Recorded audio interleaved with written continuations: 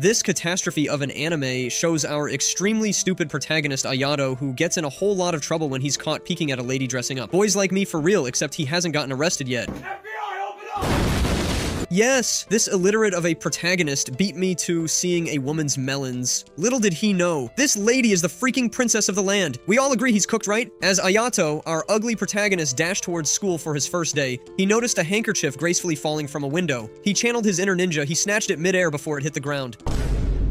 Without missing a beat, he leaped up to the window to return it, only to find himself staring into the room of a girl around his age. Standing there dressing up, he doesn't see her in her full glory, but he took a wonderful look at her melon and peach covers before averting his eyes. The girl's face turned as red as a tomato as she screamed for him to turn around. Ayato, realizing he was about to level up his embarrassment stats, spun around faster than a Beyblade.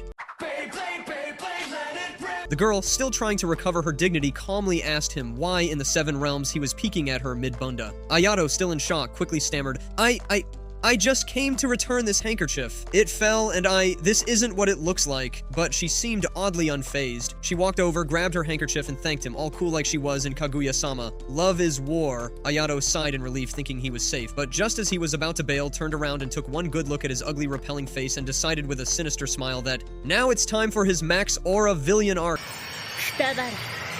Before Ayato could say anything further, she blasted a fireball no jutsu straight at him. He dodged it like an elite Sharingan user by jumping out of the window only to land in a crowd of students who looked like they were ready to stream this live on TikTok. The girl, not letting him catch a breath, landed beside him and accused him of trespassing and peeping on her glory. Ayato tried every trick in the book to calm her down, from apologizing to offering her snacks, but she was as relentless as Jiraiya chasing a new baddie in the Leaf Village. Introducing herself as Julius, rank 5 of the Seidoken Academy, she challenged Ayato to an official duel. He tried to back out, even claiming that his registration wasn't complete and he hadn't even equipped his starter sword yet, but she wasn't having any of it. Just as he was about to cry that he doesn't even have a weapon, a random guy from the crowd tossed him a sword, saying, "Here, use this! It's dangerous to go alone!" Ayato cursed his luck, realizing there was no way out except to duel. If this were One Punch Man, he'd be the guy with the one punch left to give. Drawing his sword, Ayato prepared for the worst. Julius, not wasting any time, summoned fire spears. Ayato, surprisingly quick on his feet, dodged and deflected her attack, shocking the crowd, and even Julius herself. She summoned more fire spears, throwing them at him like she was trying to clap him instead of the other way around. But Ayato dodged them all because the clapper never gets clapped, which only made her angrier. The murmurs from the crowd about the rank 5 not being able to handle a newbie were getting to her. Now it makes sense when I heard one time someone say, if you put the 100th best male tennis player against the best woman tennis player, the male would dominate the woman every match. Nani? Finally, she summoned a giant fireball, ready to turn him into toast. But Ayato, in a moment of brilliance or sheer dumb luck, slashed the fireball before it could fully form and charged at Julius, just as he was about to reach.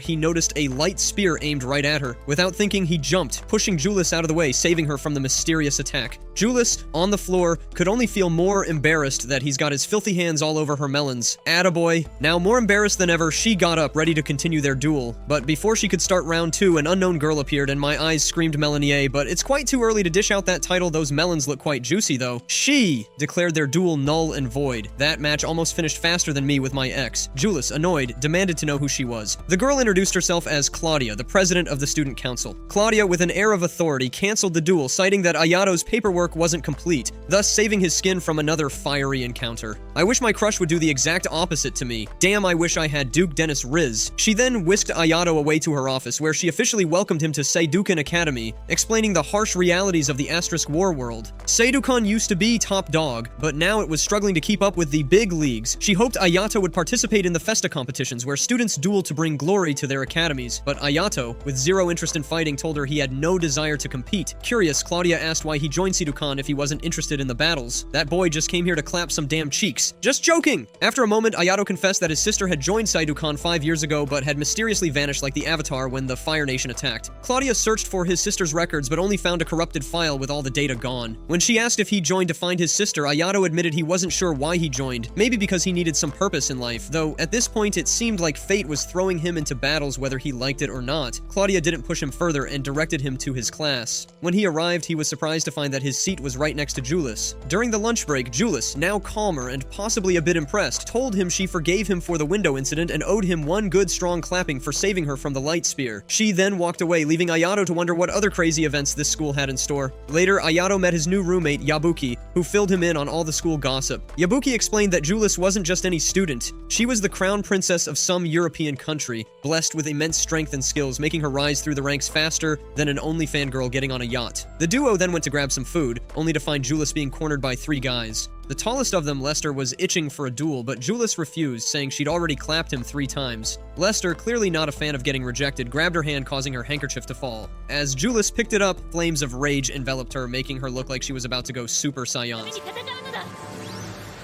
Sensing that this could turn into a Super Saiyan-style clapping, Goku versus Jiren-level clapping destruction. The clapping you will hear from another universe. That Ayato is a child with super distant strength, so he wasn't allowed to train with the rest. His sister comforts him, but now she's missing. He wakes up from the dream and immediately goes jogging and remembered the event of the previous day. Ayato quickly stepped in and managed to defuse the situation before it escalated. Lester got a call and left, while Julius, now a bit more amused, chuckled as Ayato asked her for directions to the boys' dorm. With a smile that might just signify the start of a unique friendship, or better still, a clapship. She pointed him in the right direction before reminding him that she still owed him one. Julius felt a bit on edge about Ayato's plans, but eventually he asked her if she could show him around the school tomorrow. Surprisingly, she agreed, probably wondering the worst that could happen. The next day, Ayato entered the class alongside Yabuki, and they both greeted Julius. To everyone's shock, she actually returned the greeting. The entire class was stunned, like they had just witnessed something straight out of My Hero Academia. The most unthinkable thing had happened. Julius, the Ice Queen, actually said hi back. As Ayato moved to sit beside her, he noticed a blue-haired girl barely awake, slouched in her seat nearby. Curious, he took a closer look and realized it was none other than his childhood friend, Saya. What a small world, or more like, what a small anime universe where everyone's bound to meet again, Naruto style. They greeted each other, reminiscing about the good old days when they weren't surrounded by magical duels and crazy girls with fire powers. Just as they were about to catch up after school, Julius, who was now sporting a serious case of the green-eyed monster, interrupted them. She reminded Ayato that it was time for the school tour, as promised. Saya, not one to back down from a challenge, told Julius that she didn't have to force herself if she wasn't up for it. This, of course, only made Julius more determined, saying she owed him a favor and she'll get it done, sounding like she was about to enter a One Piece-style oath-making moment. Before their argument could escalate into a full-blown Dragon Ball Z battle, Claudia plunged Ayato down into her melons, offering to give Ayato the tour herself if they couldn't decide. This immediately made Saya and Julius hash out their differences and agree to do it together. They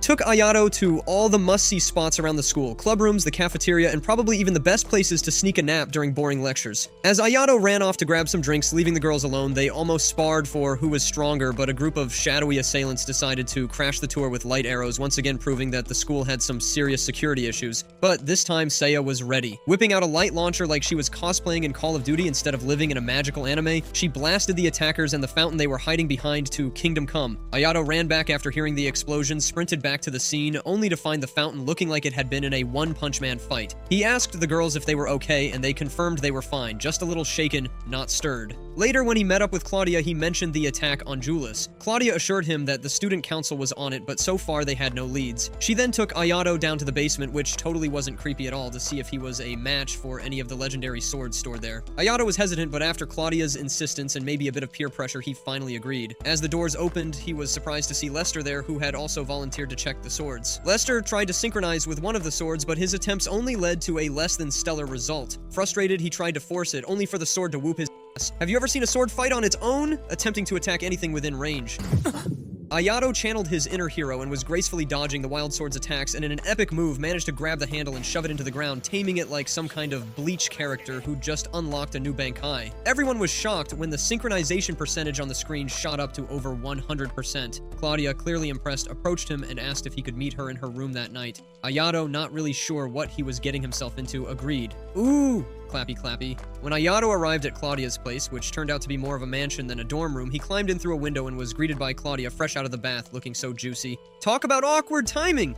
Claudia casually took him to a room where she laid out a bunch of cards with details about 5 students who were supposed to compete in the upcoming tournament but had been mysteriously injured one by one. It didn't take long for Ayato to connect the dots. The same people targeting Julius were probably behind these attacks as well, and Claudia confirmed his suspicions. She then asked Ayato for a favor, something that seemed like a main quest in an RPG. She wanted him to stay close to Julius and protect her from any trouble, and then she pulled her robe and revealed her juicy melons. She pulled closer to him and tried to clap my boy, but the ugly ran away before she could even pull a move. The next day, Ayato and Julius went out on what could be considered a date, though it was disguised as a city tour. They roamed around having a surprisingly good time until Julius shyly asked if they could eat at a fast food restaurant. Being a princess, she wasn't exactly allowed to indulge in burgers and fries often. They were having a great meal, probably bonding over fries and milkshakes when Lester appeared out of nowhere like the worst-case scenario in a dating sim. Lester, clearly not over his previous defeat, confronted Julius and challenged her to another duel. Julius, not even remotely interested, declined, telling him to get better before bothering her again. She wasn't in the mood to humiliate him in public after all. Lester predictably didn't take it well and started getting aggressive. Ayato, having had enough, stepped in and told Lester to back off, explaining that Julius didn't want to fight him. Lester, now fuming, turned his attention to Ayato, asking if he wanted to fight instead. Lester swung his massive axe at Ayato, who dodged it effortlessly, telling Lester that he didn't stand a chance. Just as things were about to get out of hand, Lester's friends managed to pull him back, reminding him that he only fought fair and square battles and didn't attack people without cause. Reluctantly, Lester backed off, and Ayato and Julius finished their lunch in peace. As they walked back to the dorms, the sun setting in the background like the end of a Naruto episode, they heard a commotion coming from a nearby parking lot. A group of men, seemingly from different academies, was engaged in a brawl. Ayato was confused, but Julius, not so easily fooled, quickly realized it was a trap. She explained that these men were staging a fake fight to distract their actual target, and sure enough, a few stray light arrows soon flew in their direction. Julius, ready for action, told Ayato to step back, assuring him she could handle this on her own. And she did, with the ease of a seasoned warrior. Julius wasn't about to let the chaos end without getting some answers. She grabbed one of the men by the collar and threatened him, demanding he spill the beans on who was behind the attack. Terrified, the man pointed a trembling finger toward the forest, mentioning a hooded figure. Without a second thought, Julius bolted towards the trees like she was auditioning for a role in Attack on Titan. Ayato, sensing that this was a trap, because of course it was, tried to stop her, but she was already gone, sprinting into the woods like she had something to prove. His gut feeling turned out to be spot on, because just as Julius entered the forest, 3 hooded figures ambushed her. Meanwhile, Ayato, who had been chasing after her, was suddenly under attack from a barrage of arrows. He dodged them with the kind of agility that would make Demon Slayer's Tanjiro proud, though his clothes didn't fare as well, shredded to bits. Julius, hearing the commotion, paused to check if Ayato was okay, giving the assailants enough time to flee. Typical! She then took him back to her place, where she insisted on sewing his torn jacket because why not mix a bit of domesticity with danger? While she stitched away, Ayato's curiosity got the better of him. Bro thought he was about to be clapped, but she told him to get his mind out of the gutters, and he started poking around her room. He spotted a framed photograph, clearly from her childhood, and picked it up. Julius immediately snatched it from his hands, her expression a mix of embarrassment and nostalgia. When Ayato asked if the kids in the photo were her friends, she admitted they were. She explained that as a child she was a tomboy who loved sneaking out of the castle, much to her royal family's dismay. One day she got cornered by 3 large men in a dark alley. Terrified, all she could do was cry until a group of kids from a nearby orphanage came to her rescue. Those kids had become her lifelong friends, and her mother had wanted to fund more orphanages, but politics got in the way. Julius confessed that the main reason she came to this school was to raise money for the orphanage back home. After finishing the repairs on Ayato's jacket, he thanked her and returned to his dorm, though he couldn't shake off the feeling that something was still wrong. The next day, when Ayato arrived in class, he noticed Julius reading a letter, her expression troubled. When he asked about it, she brushed it off, saying it was nothing. But Ayato knew better. This was classic anime foreshadowing. Later that day, Julius suddenly claimed she had somewhere to be and dashed off without explanation. Claudia explained that the letter was likely from Julius's attackers. Julius didn't want him to get hurt, so she planned to confront them alone. Without hesitation, Ayato declared he was going to find and help her, then dramatically jumped out of the room, Naruto style. Julius had arrived at a rundown building and wandered through its eerie halls, searching for her attackers. Frustrated, she finally called out, demanding they show themselves. To her surprise, the assailant emerged from the shadows. It was Norman, one of Lester's henchmen, the guy who always lurked around like Team Rocket in Pokemon. Julius had suspected it was him all along, and Norman couldn't help but smirk, impressed by her deduction. He confessed that he was behind the attacks on her and the other students. Just then, Lester stormed in, having overheard everything. Furious, he called Norman a coward for resorting to such underhanded tactics and swung his axe at him. But before he could land a blow, a hooded figure blocked the attack. 2 more hooded figures appeared, and Lester and Julius assumed they were from rival academies. But to their shock, the figures removed their cloaks, revealing themselves to be mechanical dolls, robots under Norman's control. This was like something out of Full Metal Alchemist, with alchemy replaced by pure tech madness. Lester, undeterred, went full power and attacked all 3 dolls, knocking them back. But they got right back up and launched a counterattack, injuring him in the process. Julius tried to help, but a swarm of dolls blocked her path. Lester, not one to give up easily, told Norman that a few mechanical dolls wouldn't be enough to stop him. Norman, with a sinister laugh that could have been ripped straight from a One Piece villain, asked if 50 dolls would be enough. In no time, Julius and Lester found themselves surrounded by a horde of robotic dolls. Lester was quickly overwhelmed, and Julius, though she fought bravely with her flame magic, was outnumbered. The dolls attacked relentlessly, relentlessly, and though she managed to fend them off with a firewall, one of their bullets got through, hitting her thigh and sending her to her knees. Two of the dolls grabbed her arms and slammed her into a wall, incapacitating her. Norman ordered the largest doll to finish Julius off, but just as it was about to strike, Ayato arrived, launching himself forward and dispatching the dolls surrounding Julius with a speed and precision that would make Sword Art Online's Kirito jealous. Holding Julius in his arms, Ayato glared at Norman, who was now visibly irritated. Norman ordered all of his remaining dolls to attack Ayato. Julius, still reeling from the pain, yelled at Ayato for being stupid enough to follow her and put himself in danger, but Ayato simply smiled, telling her that he'd finally found his purpose in life, to protect her and ensure she fulfilled her dreams. Julius was left speechless, her heart pounding in her chest like she was in some shoujo anime's pivotal confession scene. The dolls swarmed Ayato, slashing and shooting at him from all directions, but Ayato, moving with the grace of a Bleach Shinigami, dodged every attack. He powered up, his aura flaring like Dragon Ball Z's Super Saiyan, and then unleashed a devastating series of strikes, taking down almost every doll in sight. But Norman wasn't done yet. He called forth even more dolls, practically creating an army in front of Ayato. But Ayato, still holding Julius like she was a feather, didn't even break a sweat. He fought off the dolls effortlessly, reducing Norman's forces to scrap metal. Panicking, Norman played his final card, a massive golem-like doll towering over Ayato. The golem charged at Ayato, its massive hands crashing down with the force of a Gundam in battle. But Ayato swiftly dodged, powered up once more, and rushed the golem, delivering a flurry of strikes that sliced through its limbs. The golem crumbled, and with one final blow, Ayato destroyed it completely. Julius watched in disbelief as Norman grabbed one of his still functioning dolls and started to float away like some kind of villainous Mary Poppins. But Julius was having none of it. Channeling her inner Erza Scarlet from Fairy Tail, she summoned ethereal wings on Ayato's back, and they took to the sky, soaring after Norman at a speed that would make even Saitama break a sweat. Norman tried to outfly them, but Ayato was too quick. Think shonen protagonist in the final episode quick. With a single slash, Ayato sliced through the doll, sending Norman plummeting to the ground like Team Rocket blasting off again. Ayato said not to worry with his voice calm as he watched Norman's descent. He won't die from that height. Besides, Claudia's already on the ground. She'll catch him. Julius sighed in relief, not even questioning Claudia's impeccable timing. She was clearly the Batman of this universe. The two of them paused for a moment, staring at the sunset as if they were in the closing credits of a rom-com, but before Julius could say anything, Ayato suddenly felt his energy drained faster than a smartphone with too many apps open. He lost consciousness mid-air, and Julius had to guide them back to solid ground. Ayato woke up with his head in Julius's chopsticks, and this cow was in a hurry to get his head off there, blushing like a schoolboy in a harem anime. She said, "Not get up yet," pushing him back down. "You owe me an explanation." Ayato groaned, saying, "It's a powerful magic my sister used on me. Think of it like a limit breaker, but with a nasty cooldown." She didn't want him to go full OP because, well, you know, collateral damage. Julius nodded, and after some more lap pillow time, which Ayato tried not to enjoy too much, he asked to be her partner, Festa. Julius teared up, as if she'd just been asked out in a My Love Story episode.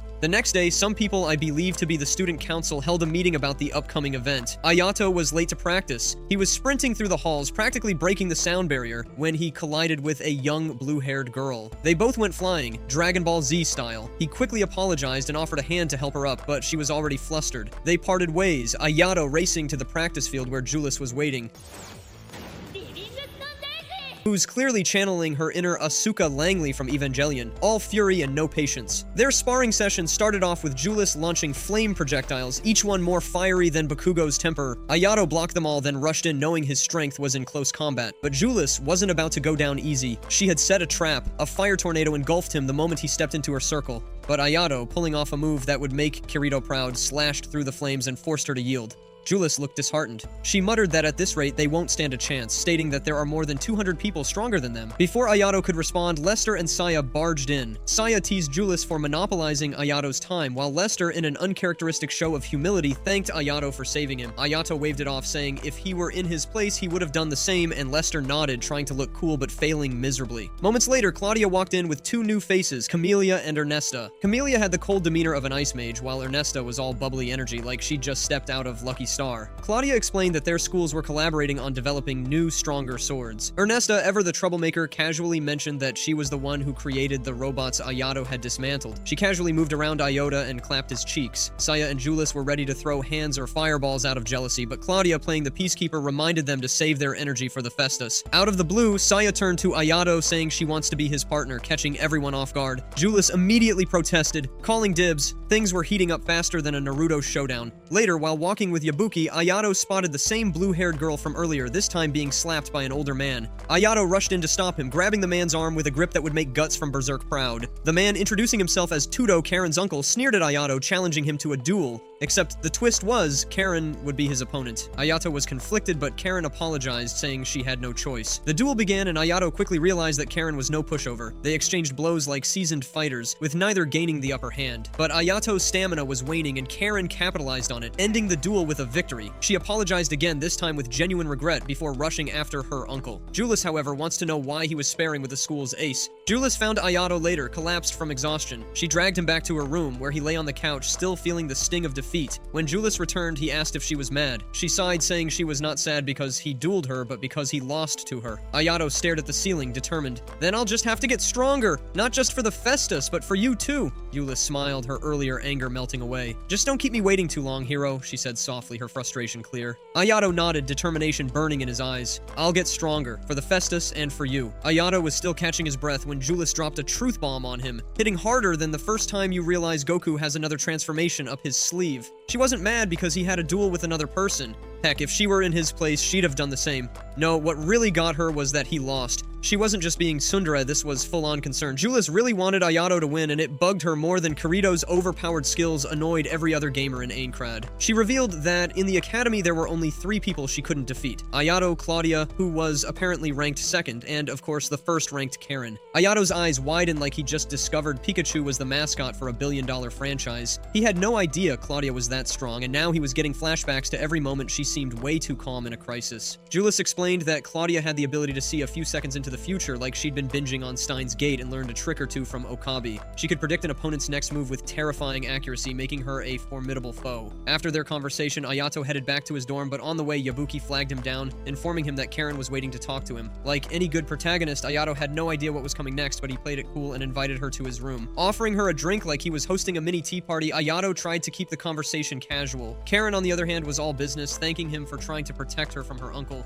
but Ayato brushed it off, saying she didn't need his help in the first place. He was about to dive into a deeper conversation when he noticed something out of the corner of his eye. Opening the door, he found a group of nosy guys trying to eavesdrop on their chat, like they were auditioning for the next season of Spy X Family. Deciding they needed some privacy instead of clapping her with all these peeping Tom, Ayato took Karen for a walk, hoping the fresh air would help ease her nerves. To break the ice, he brought up swordsmanship, knowing it was her jam. The mention of her family's unique sword style lit her up like Natsu. Dragged Neil on a mission, and she started talking passionately about the art, going into details that would make even Zoro from One Piece proud. Ayato chuckled, enjoying how animated she became when discussing something she loved. Eventually, Ayato asked her why she fought, hoping to understand her better. Karen's answer was simple yet profound. She was doing it to save her father. She didn't elaborate, and Ayato, respecting her boundaries, didn't push further. When he suggested she join him and Julius for training, she hesitated, explaining she wasn't comfortable with group sessions. Ayato, the tactful one, proposed she join him for his solo morning sessions instead. Karen, after a moment's thought, agreed, and they parted ways with a newfound understanding between them. Just as Ayato was heading back to his room, he was ambushed by Saya, who latched onto him from behind, pressing all her melons on him, demanding to know who the girl was. Saya wasn't exactly thrilled when Ayato explained it was Karen. However, she loosened her grip, clearly more interested in getting to the point. She wanted to know if Ayato would be her partner in the upcoming tag team event.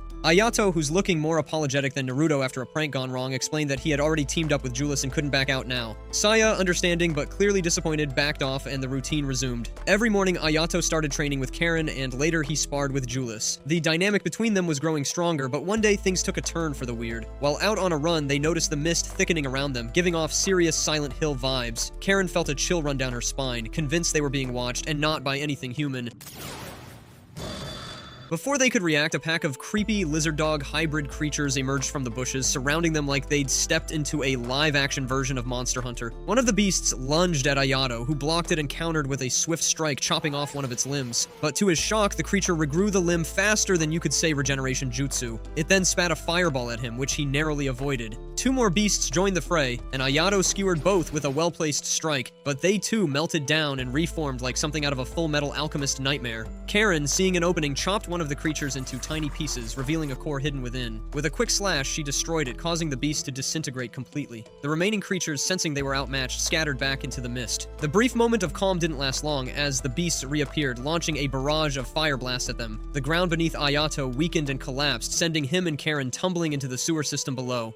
Karen clung to Ayato, admitting she didn't know how to swim. Ayato, trying to stay calm despite the situation of her lemons and soft, smooth skin pressing all over him, reassured her that they'd be fine. He started swimming toward the edge, but their escape was cut short by a massive monster lurking in the murky waters. The creature attacked with ferocity, but Ayato dodged each strike, trying to find a way to defeat it while keeping Karen safe. Realizing she was slowing him down, Karen urged him to leave her and fight the beast on his own. Ayato refused to abandon her. He cut down a nearby pillar, creating a ledge for them to stand on. When the beast attacked again, Ayato beheaded it with a swift strike, but as expected, it regenerated just like the others. Knowing he had to finish it off for good, Ayato powered up, using his sword to slice the beast clean in half, destroying its core in the process. After their victory, they were rescued from the sewers, each going their separate ways, but their ordeal wasn't over yet. As Karen walked away, Tudo approached her, demanding to know where she had been. Karen explained the situation and refused to back down when Tudo ordered her to stay away from Ayato. Infuriated, Tudo slapped her, but Karen didn't flinch. Instead, she met his gaze with defiance, stopping his next punch with ease. Damn! And said she's doing things her way now, Karen declared, her voice unwavering. She challenged Tudo to an official duel against Ayato, and he accepted, perhaps underestimating her resolve. The day of the duel arrived, and the arena was packed with spectators eager to witness the showdown. The battle began with both Karen and Ayato drawing their swords, each ready to give it their all. Karen came out swinging, launching a flurry of slashes that would have overwhelmed a lesser opponent. But Ayato was no ordinary fighter. He dodged and blocked every attack, his movements fluid and precise that would make the water Hashira and Snake Hashira so proud. Karen, realizing she couldn't overpower him with sheer force, switched tactics, breaking Ayato's sword with a well-placed strike. Ayato, unfazed, pulled out a spear from seemingly nowhere and continued the fight, attacking with renewed vigor. He threw the spear at Karen, forcing her to dodge, and then quickly transitioned to using two small daggers, aiming to get under her guard. The back and forth was intense, with both fighters pushing each other to their limits. Just when it seemed like Ayato had the upper hand, Karen managed to disarm him, leaving him weaponless. But Ayato wasn't out of tricks yet. He smirked, pulling out a hidden weapon, a small, sleek blade, perfect for close combat. The duel was far from over, and the crowd watched in awe as the two fighters continued their relentless battle, each determined to emerge victorious. Ayato thought he had the upper hand when Karen's sword clattered to the ground, but the tables turned faster than a Pokemon evolving mid-battle. With a swift grappling move that could make All Might nod in approval, Ayato flipped Karen to the ground, securing his victory. The crowd went wild like they were watching a climactic moment in Naruto, and even Karen was in high spirits after the match. She asked Julius if she could join their training sessions, to which Julius, trying to maintain her tsundere persona, agreed with a huff, but you could tell she was secretly happy. Just as they were about to hit the showers, the door banged open like a scene from Attack on Titan when an armored titan broke down the door and instormed Tudo, madder than Bakugo after losing a sparring match. He was ready to throw hands at Karen for losing the duel, but Ayato caught the punch midair, pushing him back with a calm that belied his power level. Claudia, who never misses a dramatic moment, threatened Tudo with her authority, making it clear that messing with them would be more dangerous than angering the Z fighters. Tudo, realizing he was outmatched, stormed off in a huff. A classic training session straight out of the "we're bad at teamwork, but don't worry, we have an entire episode to fix it" handbook. Saya and Kieran find themselves facing off against a bunch of faceless robots that only exist to be destroyed for practice. But here's the catch. Despite their individual talents, their teamwork is about as functional as a mech suit powered by AA batteries. Their combined score was lower than Ayato and Julius, who probably spent their time sipping tea and smirking in the corner, like the power couple every anime duo aspires to be. Naturally, Ayato, being Ayato, suggests that Saya and Kieran try some classic anime-style bonding activities, maybe shopping, a little awkward blushing, and possibly the universally accepted solution to all anime woes, going to the beach. Saya takes Kieran shopping to buy a birthday present for her father. They probably passed by the obligatory maid cafe on the way, but they're far too busy for that kind of fan service for now. After making what was undoubtedly the perfect dad gift, probably something hilariously practical like socks or a necktie with a battle insignia, Kieran was blushing like every anime girl ever and asked Saya for some swimming lessons. Saya suggests Ayato would make a better swim coach. Cue Kieran's reaction, a full-on blush explosion that rivals the glow of a Super Saiyan transformation. Of course, she insists she wants to do something without Ayato knowing, because nothing says I'm a strong, independent fighter like secret swimming lessons. Saya leaves Kieran to practice her water kicking, which is clearly the swimming equivalent of swinging a wooden sword in every other anime. As Kieran's practicing, she accidentally bumps into Violet, a student from Queenvale Girls Academy who just so happens to be ranked #35. Now, Violet, in true high-ranking rival fashion, struts around with the superiority of someone who's clearly watched way too much Kill la Kill. She acts all haughty, trashing Kieran for daring to breathe the same air as her until she realizes Kieran used to be the #1 at Saidokan Academy. Violet's tune changes faster than a magical girl transformation sequence, suddenly acting like she's all magnanimous and graciously excusing the incident because of her stomach ache. But Saya, the straight shooter, literally has been silently watching this whole drama unfold from the sidelines. She decides enough is enough and casually tosses a board at Violet's face. Like, who needs words when you have a piece of wood, right? Violet, who definitely did not see that coming, is furious and challenges Saya to a duel. Apparently, Violet hadn't checked her anime protagonist handbook because she clearly underestimated Saya, who hasn't even ranked yet at Saidokan Cytocon Academy. But hey, we know what's coming. Saya agrees and ends the duel in one shot. Violet goes down faster than a disposable enemy in a Naruto filler episode. With the duel over, Saya and Kirin have a little chat. Saya calls Kirin out for her tendency to let everyone, even random students with stomach aches, push her around. Kirin admits that maybe her uncle's overbearing treatment has something to do with it, but she claims it doesn't really bother her. Saya, however, won't let it slide, and it's clear that Kirin needs a bit more self-respect if she's going to stop people from challenging her to duels over minor poolside accidents. Saya explains her reasons for picking Kirin as a partner, dropping the bomb that she sees similarities between Kirin and Ayato. That's right, folks. Saya's playing 4D chess while the rest of them are still figuring out how to swim. Another team practice session, but this time Saya and Kirin's teamwork has leveled up like they've been grinding XP in an RPG all night. Their coordination is so on point, they actually surpass Ayato and Julius's score. Ayato, watching from the sidelines like a proud anime protagonist, praises their improvement, while Julius shoots him a look that says, yeah, we should probably step it up or we'll lose our status as the main characters. Dirk Eberwein and Kashimaru Corona strolling through the Rewolf Black Institute's discipline rooms feels like the start of one of those villains schemes 101 sessions you'd expect in every anime with dark academies and shadowy figures. Their destination is none other than Irene Urzai's, the wild card. Dirk, who might as well have been twirling an imaginary mustache, drops the bomb. He wants Irene to participate in the Phoenix Festa.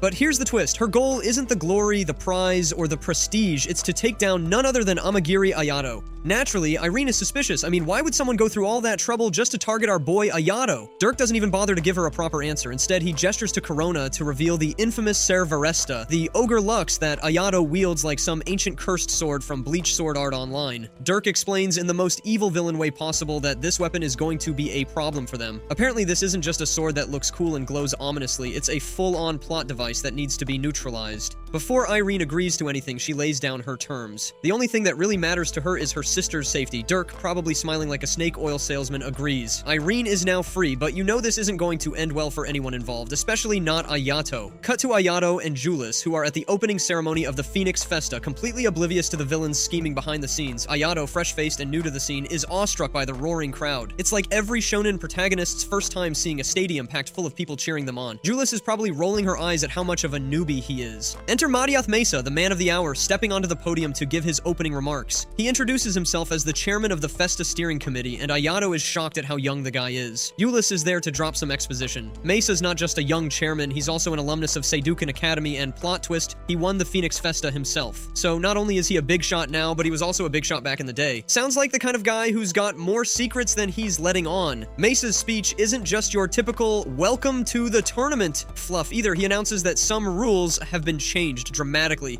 First up, the ban on certain weapons has been lifted, which is anime speak for prepare for some crazy new tech and over-the-top battles. Specifically, autonomous machines are now allowed, and the show gives us a glimpse of two puppets and their creators. You just know those puppets are going to cause some major havoc later on. As the speech wraps up, we get a quick shot of the various school presidents reacting. Dirk, of course, looks unimpressed. Maybe he didn't get the memo about the autonomous machines. Meanwhile, Ernest and Claudia, the master schemers, are smiling like they've already planned 10 steps ahead. After the ceremony, Julius invites Ayato to lunch, because nothing says we've got a tournament to win like a relaxed lunch break. Ayato wonders where Saya and Kirin are. At the Sirius Dome, the announcers barely had time to sip their coffee before ARD and RMC wiped out their opponents in under a minute. The shock was real. You could almost hear the "what just happened" echoing through the commentary box. Meanwhile, in the spectating room, Ayato, Julius, Saya, Kirin, and Yabuki were doing what every good anime crew does, overanalyzing the match like it's a Hunter x Hunter strategy session. Of course, it's all serious until Saya's phone rings. She answers, and bam, it's her dad, Sasamiya Suichi, nerding out over the puppet's power structure like a kid who just unlocked a secret character in Super Smash Bros. Saya tries to calm him down, but it's too late. Ayato, being polite as ever, jumps in with a greeting. Once Saya wrestles the conversation back on track, her dad mentions he sent her a new weapon because that's what cool dads do.